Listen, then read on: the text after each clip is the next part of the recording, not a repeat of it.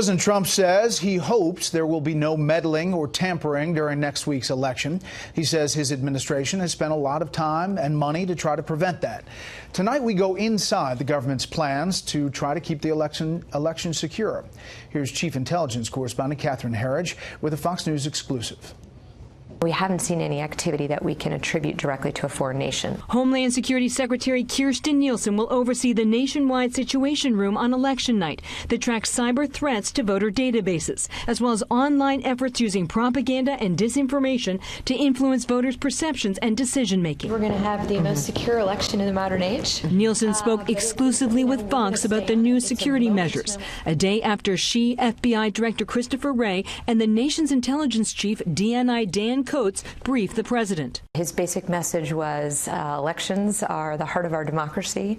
It's extraordinarily important that Americans have confidence in them. The National Cybersecurity Command Center and DHS have added monitoring that covers about 90% of registered voters. Known as Albert sensors, the program flags cyber intruders. Now DHS says more than half of all states have completed vulnerability assessments.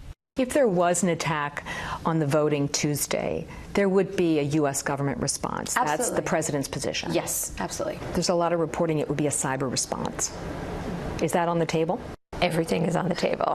The intelligence community recently warned Russia, China, and Iran leverage social media to amplify issues that divide voters.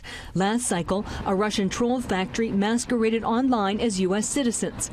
Earlier this year, Beijing sponsored pro-China ads to sway American farmers. We continue to see extraordinarily aggressive actions by multiple countries to influence the way in which Americans think, and in some cases, such as China, to perhaps change our policies. Nielsen notes foreign governments and hackers may not breach voting systems, but she warns they still exploit election night to sow confusion, discord, and mistrust by placing stories in social media or state-sponsored media that something was wrong. On Election Day, Homeland Security says they will also partner with the RNC and DNC. Secretary Nielsen said Americans should not jump to conclusions if there is a problem and wait for an independent assessment from FBI, DHS, and the intelligence community. Brett. Catherine Herridge live in New York. Catherine, thank you.